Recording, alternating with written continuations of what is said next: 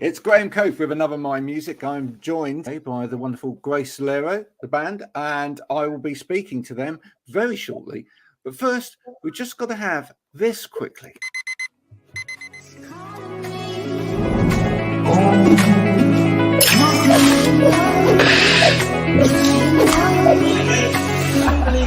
I need to get going, Mel. See you later.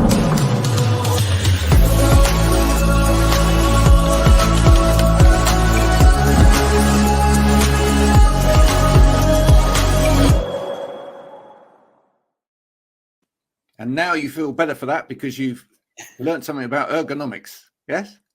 Absolutely. Yeah, absolutely. Every band needs one of those, by the way. Every band needs one of those. Really? Okay. You know, You say so.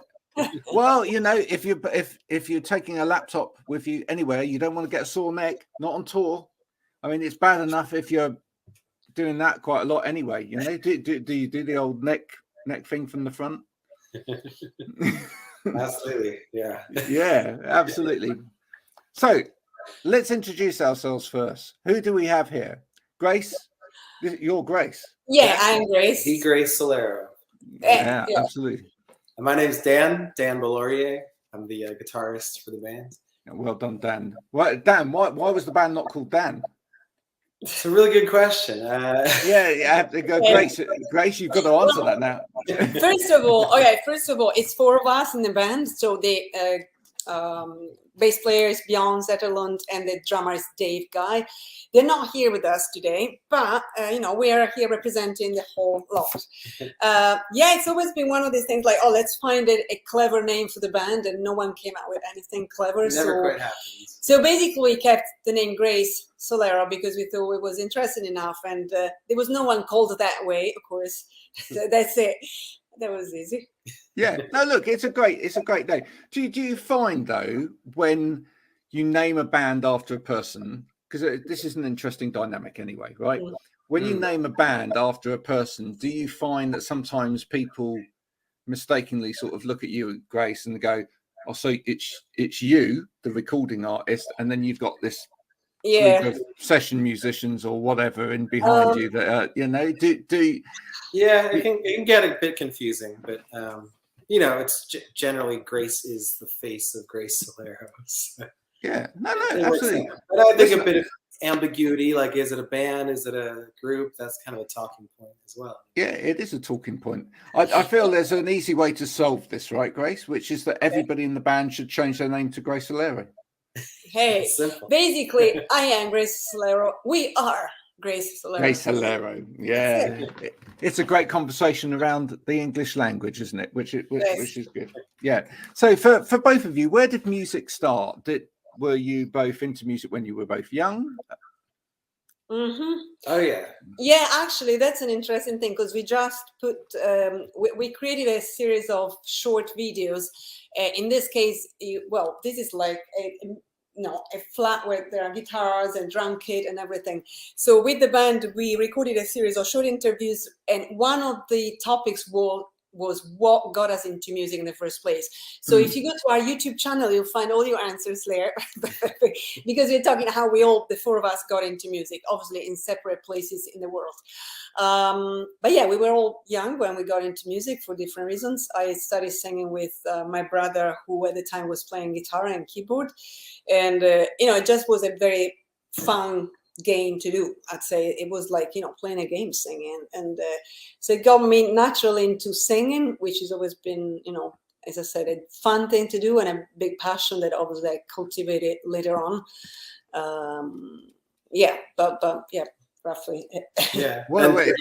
Grace and I are both the youngest in our family, so we had older siblings. Kind of when they were discovering new music, we were pretty small and being like, that's a cool thing. So like, I think that was a huge influence. Exposed to someone else's choices, musical choices. Yes. Yeah, and luckily I think our siblings had pretty good taste.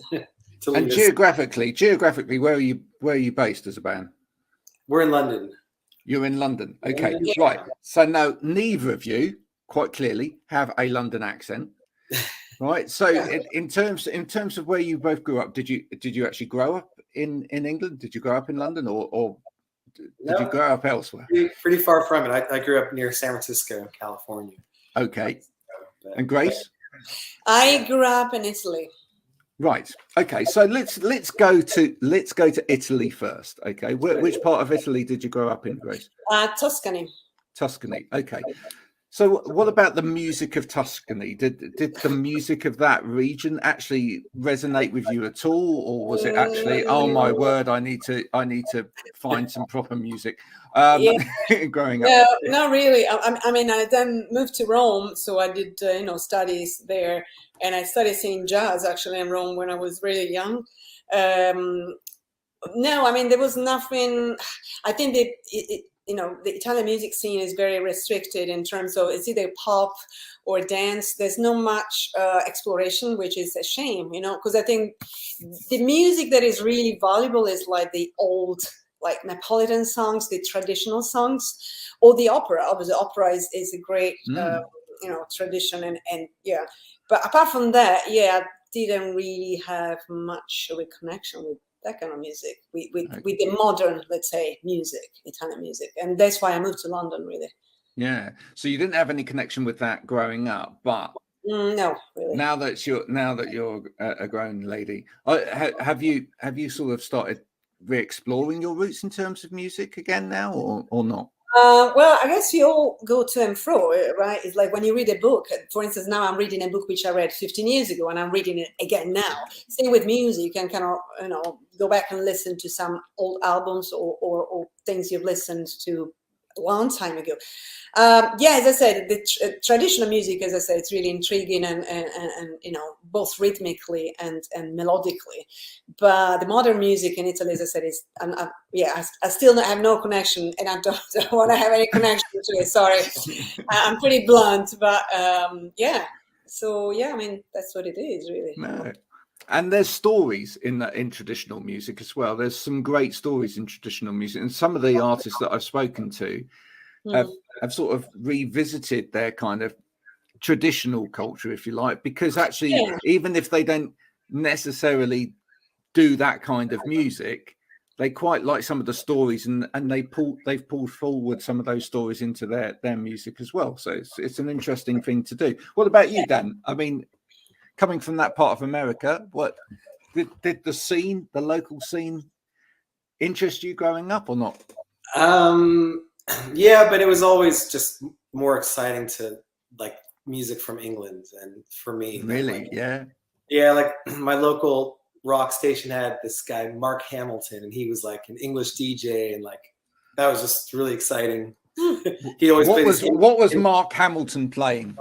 Mark Hamilton. It was a lot of like I don't know, The Cure and Depeche Mode and stuff like that. But like, I don't know, it just felt a bit exotic over here, and I was able to visit London when I was 15, and I was just super excited about just like the energy here, and kind of made a note to self like I should, spend some time here, and I ended up doing that a few years later. But I would actually say, like, kind of what you're talking about, Grace, and Italian music. For me, it was a similar thing with, like, I've gotten more into country music and really straight up American music since I've lived here. So.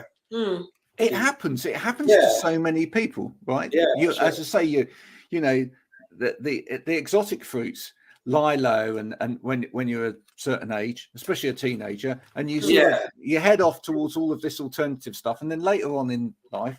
Not that any of you are anywhere near as old as I am, but you just start going, but there was something around the culture that I grew up in that, perhaps that can resonate with me. And actually, it's part of it is finding yourself again, etc. as well.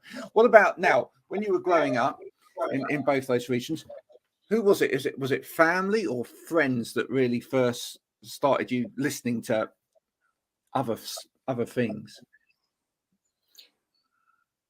For me, it was family. Like when I was really small, like I was just really into stuff from like 3 or 4 years old. There's recordings of me singing The Police and stuff like that. Well, that's really cool. And then as a teenager, more friends. There were certain friends that just kind of were going to shows before I was, and kind of knew the cool new bands. And think. And what about you, Grace? Oh. Yeah. I think at first, for me, is more family than friends. I don't know. Okay, yeah, we're back. Yeah, I guess family also, because where I grew up is actually a small island called Elba, so there wasn't much going on in terms of live concerts and things. So it definitely was family. Yeah, you know, I was just listening to. Well, my sister was very much into classical music, because I would listen to all this kind of stuff. Or some singer-songwriters, Italian singer-songwriters at the time. And my brother, the one I started singing with for fun, he used to play lots of South American stuff. And interestingly enough, he ended up marrying a Mexican woman. So, you know, that tells you how much his passion was so strong for that kind of music and that kind of culture. So actually, one of the first things I used to sing when I was a little kid was traditional Brazilian music, like Jobim, like, you know, all the classic of Brazilian music. At least the melody, not the lyrics, but you know. Yeah. So Grace, you sound like you as a singer, and you've got a great voice, right? By the way, you sound like you've always enjoyed singing. Oh yeah. What was the point at which you thought I could actually do this, you know, in front of people, and people will love it? Yeah. Well, I think my very, very first gig, a paid gig, by the way, because there is a difference there between like, oh, you're going to get paid to sing. Oh, cool. I was actually 16. And I still remember, because my brother drove me there by car, and I was so emotional. So yeah, that was the point in which I thought, okay, well, someone actually is paying to hear me singing. So there must be some good in there. But yeah, I was so scared. I really had a physical reaction to it. I was really hard to sing in front of people, and it was really, really difficult. Yeah. What was the turning point in that for you? Because was it just doing it again and again and again? Was it just practice, etc., in front of people, or did someone give you a great piece of advice in terms of? No, the turning point, there is a very specific turning point, because when I moved to Rome to do the School of Drama, and the School of Drama, I mean, we had great teachers, but one of the greatest lessons was either you get up from the bench where you're sitting on and you get on stage, or you'll spend the whole 2 or 3 hours lesson watching other people doing things, and you feel like frustrated because you're not getting on stage. So at that point, I had no choice. And after a few times, of course, a few lessons, I thought shyly I would head towards the stage and just recite my poem or whatever, because I remember at the beginning, the very first year, we were like, you know, able to choose something to recite, and obviously we had homework to do, but that was a lesson, and I either on stage or off stage forever, and that is the turning point. There was a turning point, although it was theater, it wasn't singing, but there's the same concept there of feeling like you're there very exposed, because, you know, there's nothing more frightening than being like yourself there, exposed to everyone's eyes and judgments, let's say. That was the thing. And then I think also at some point it's more of a philosophical viewpoint. Like I thought when I was, you know, already singing rather than doing theater. And actually I was in London. I remember once again being like really emotional and thinking, you know what, I do what I do. And if people like it, it's fine. If they don't like it, it's fine, because I am myself and I'm true to myself. I do something I believe in. That's the most important thing, really. Oh, it's a great point to get to in your life as well. That kind of position where what other people think, in a way, it matters, but it doesn't matter, because you're comfortable in your own skin, and that's really kind of important. Now, that Dan was listening to that, obviously thinking, well, that's amazing, because obviously when I met you, Grace, you were super confident, and you were an animal behind the microphone.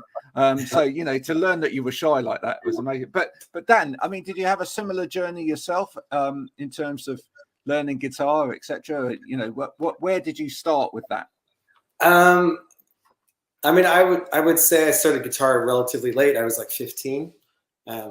But I guess I always sang, but I was public speaking and that sort of thing was my like nightmare. But I think guitar was like a bit of a wall between me and an audience. Like, so that's when I started feeling more comfortable singing, was with the guitar. You know, I felt I wanted people to like me, but I was like, if they don't like my voice, they'll be like, well, at least he plays guitar. Like, I always love that bit in any kind of autobiography by a musician, by the way, when they talk about walking out on stage, you know, maybe something, one of the main things that they've done in their career or you know, early on in their career when they're first getting started. And they always talk about that using their instrument almost as a barricade between themselves and the audience, just to, and it just a bit of kind of keeps things at bay, but it builds the confidence at the same time. So it really does happen. Yeah. Yeah, absolutely. Yeah. I've rarely sung without a guitar in my hand. So. You wouldn't know what to do with them. Kinda, just be really awkward about it, I guess. Yeah, no, absolutely. Did friends teach you little bits of guitar as well, or did you? How did you learn? Did you just learn out of listening to songs, or did you actually, you know, read theory or anything like that? I didn't. No, I still don't read music, but at the time, just went for one-on-one guitar lessons, and this guy Rich Healy was an amazing teacher. Like lesson 1, I walked away knowing things, and like, you know, it's hard work the first few months, but like it, just the way he taught, and he taught all my friends too. See, those guys are the unsung heroes of the music world, right? So yeah, I mean, you know, he's just like, yeah, you know, he means so much to my whole life. He really. Do you still send it? Do you still send him bits of music now? We're friends on Facebook, and he's gigging all the time. So like we're you know, supportive that way. But yeah, I miss him. That's great. How did the band as a whole come together? How did the 4 of you gel? Well, the band is at first it was a duo. Grace and I would go around London with their acoustic guitars. And I mean, we met in London because then we moved to London like I think about 4 months apart. In terms of, I moved here in September. I moved here in January.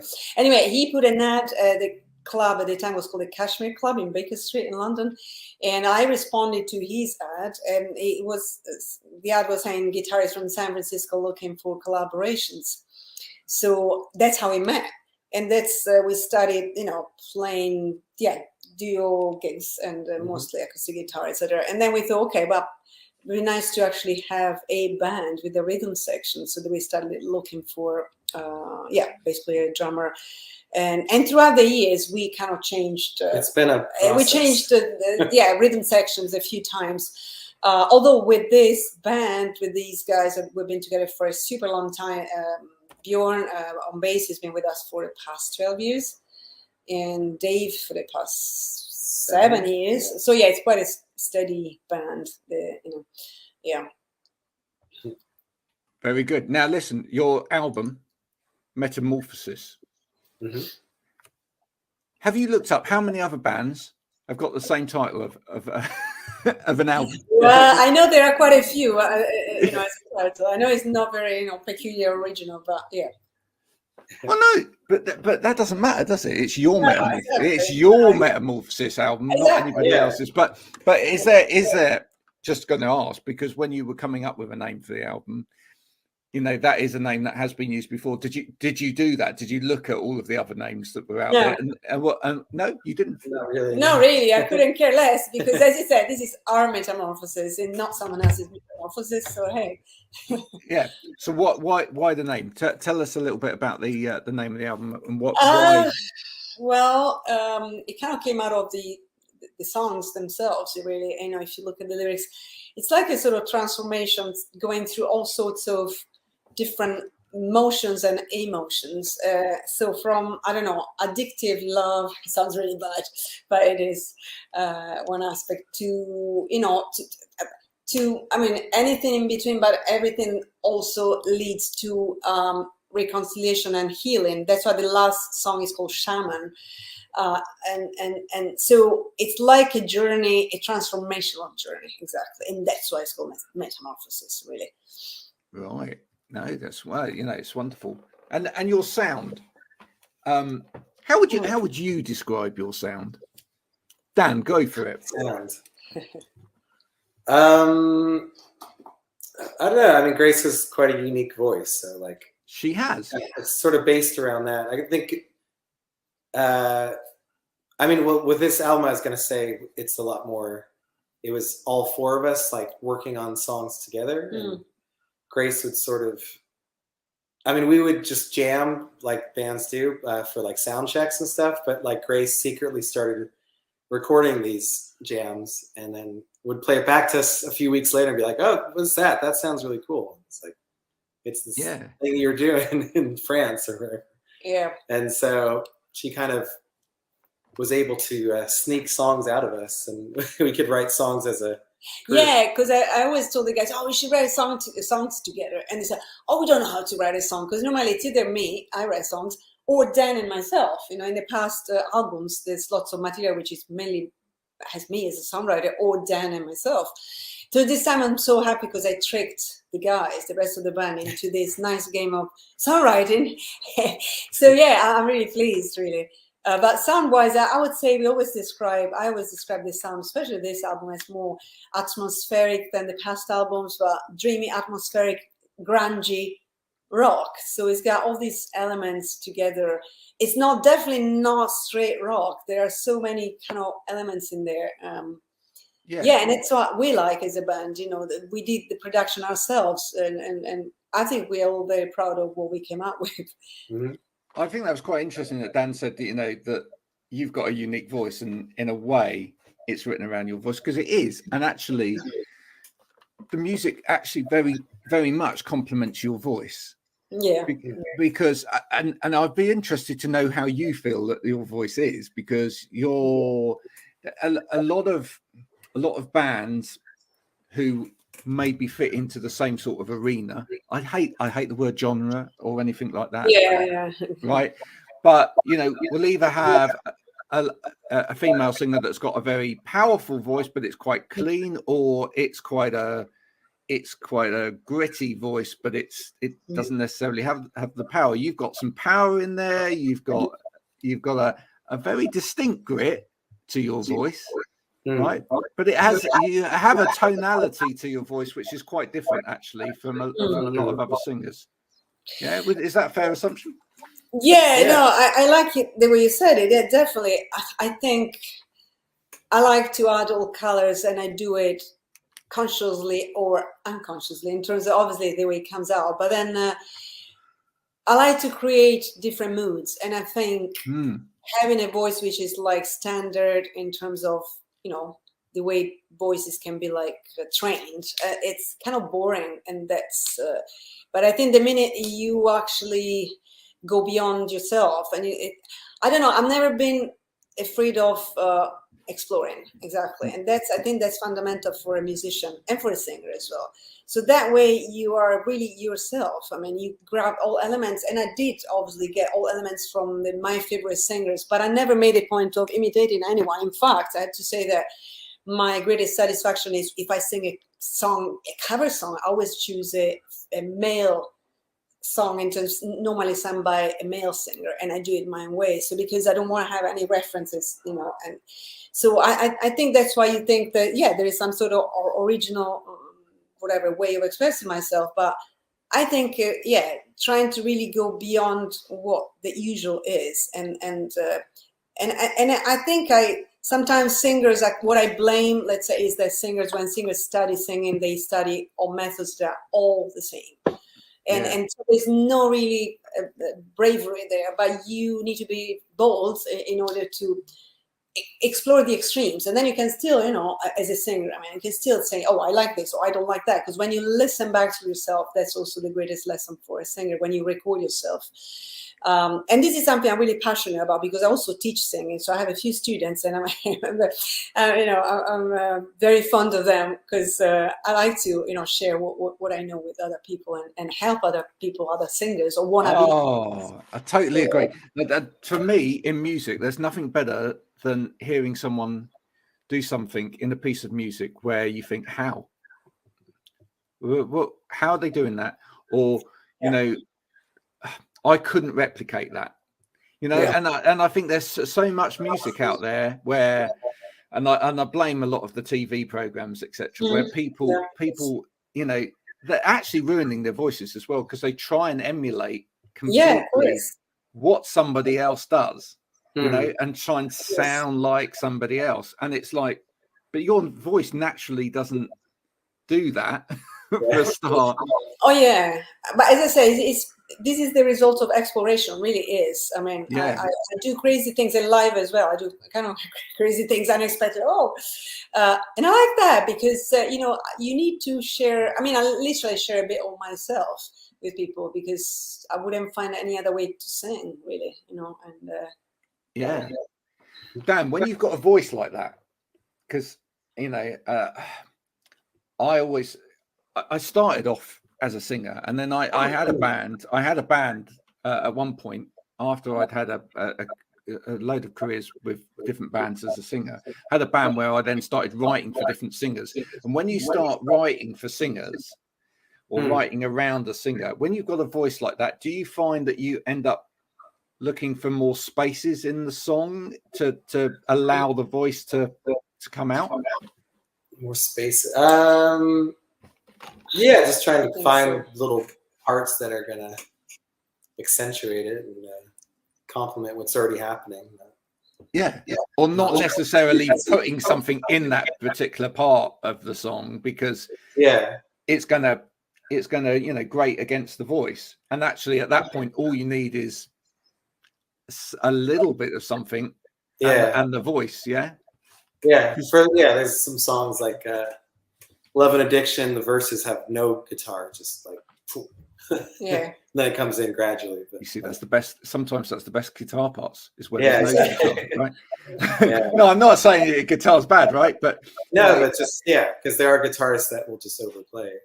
Yeah, I mean, I've got a drummer friend that's, you know, a well-renowned drummer, etc. And one of the main things he was in one of my first bands, and he said to me last time I met him, he said, you know what, the one thing that most drummers do wrong, if they do anything wrong, is they don't sometimes know when to stop playing. You know, if sometimes it's about just what you don't play, that's what makes the song really special. It's not just what you do play, it's about what you don't play and when not to play as well. So there's a drummer on it's on YouTube, he's playing to Billie Jean, but like doing all different styles and just showing how like ridiculous it can get if the drummer's not like listening and working with what the song is, because it's just like doing like this double kick pattern in Billie Jean. It's like, no, like that just kills the whole groove. No, exactly, because that whole song is that beat. Yeah. So it's pretty funny to see it played out. Now you launched this album in Camden. In London. Why did you pick there? Is that home? Yeah, pretty much so. Well, we live at the Dublin Castle. We played there several times, and we know the promoter there, so we knew we would have their support basically, and so it was easy to arrange. And it's a great live room too. It's a great room, and the sound is really good there. Exactly. Rock and roll history, and it's still, you know. Yeah. Cool venues. Absolutely. Has it been good for you getting back out there again, playing live music after lockdown, etc.? I mean, did you? Did you find that incredibly hard? To not be able to play, that was pretty weird. We did some online shows, of course, but it's so very different. Playing live there's always a thrill of, you know, there's something special really to connect with real people, you know. It's been great to be back, and also we did after the album launch we played 3 more shows up north, so that was really nice as well. We actually have 3 more shows coming end of August, which would be 26th, 27th, and 28th, somewhere in the north. I don't remember where. Supporting a Czech band from Czech Republic called The Agony, I think. Yes. So that's gonna be interesting. Rotherham and I don't know the other places. Harrogate. Oh, okay, maybe Anyway, if you're nearby, come and see us. Where would be interestingly? Where would your dream venue be? Anywhere Anywhere in the world. Yeah. Well, in London, personally, I really like Coath in Camden. I Great. saw someone playing there years ago, and I thought, oh my god, I would love to be in this stage. But it's not. It's just all the balconies. I mean, there is something special there. There was. Yes, magic.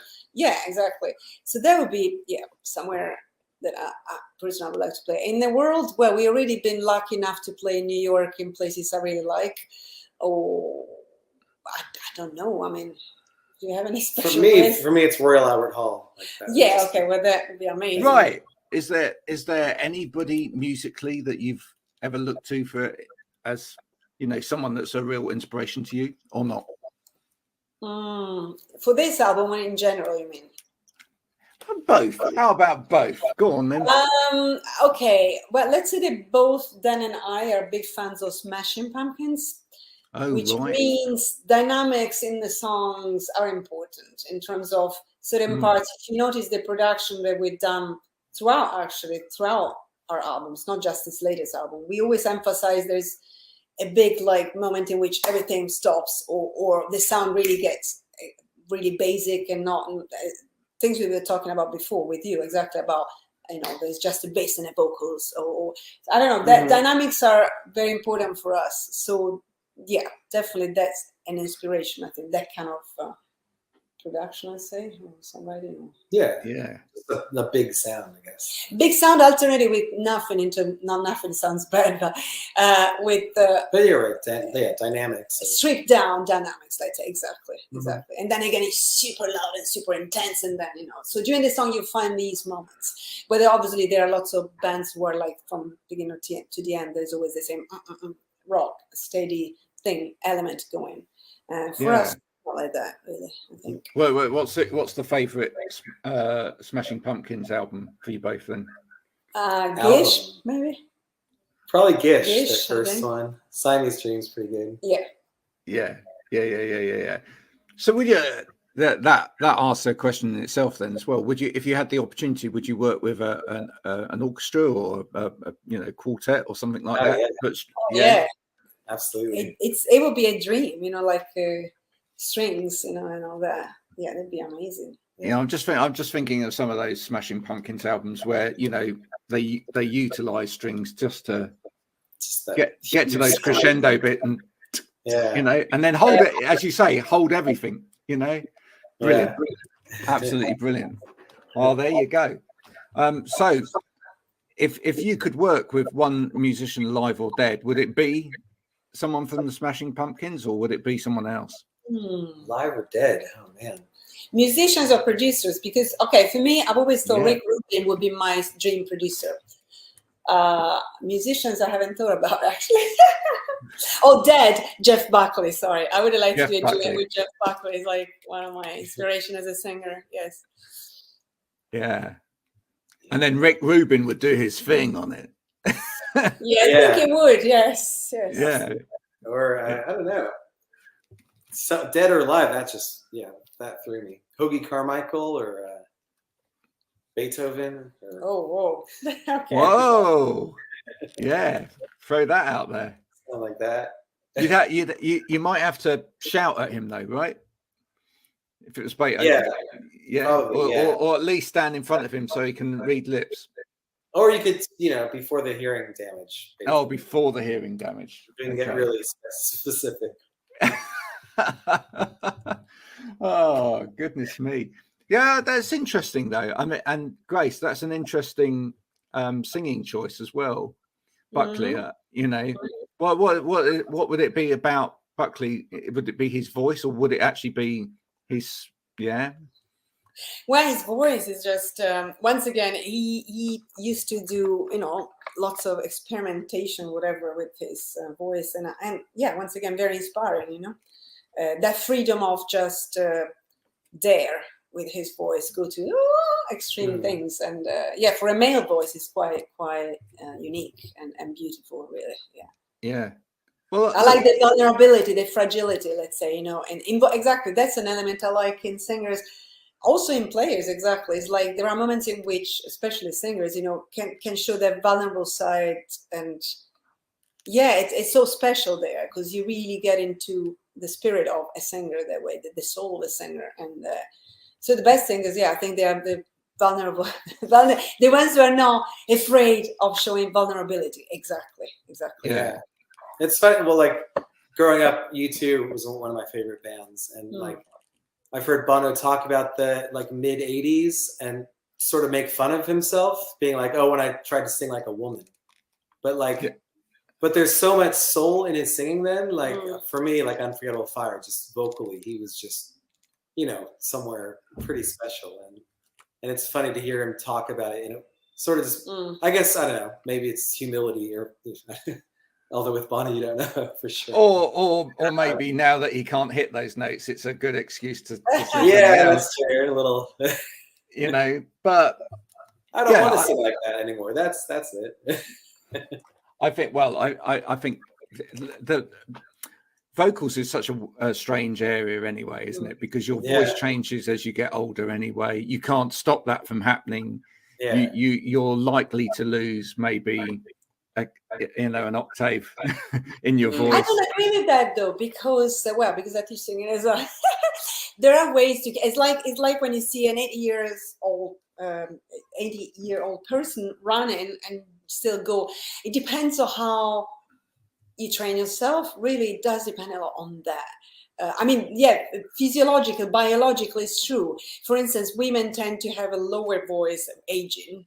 But then when your body, because obviously you sing with the whole body, when your body is fit, literally, you had no, I mean, I don't know. Well, I'll let you know when I get to 60, 70, 80, whatever. I don't know. I'm not able to say now. Maybe I'm sounding arrogant and I know everything. No, but what I mean is, like, I noticed, because I have students of all ages, by the way, so even people in their 60s. And I noticed that depends on how well trained they are and how fit they keep their system working, you know, and so that makes a huge difference, really.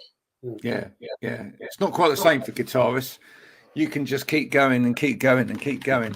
As long as you keep, well, you do have to keep the fingers moving, right? But you know, it's as long as you keep exercising those fingers, you can do it, right? So I think. Sorry, I just wanted briefly, because talking about guitarists or singers or musicians, the worst nightmare for a singer obviously is the vulnerability in terms of you get a cold and that's the end. So obviously, you know, your sinuses are plugged. You're like, I'm pushing the notes, but I can't reach because my sinuses are plugged.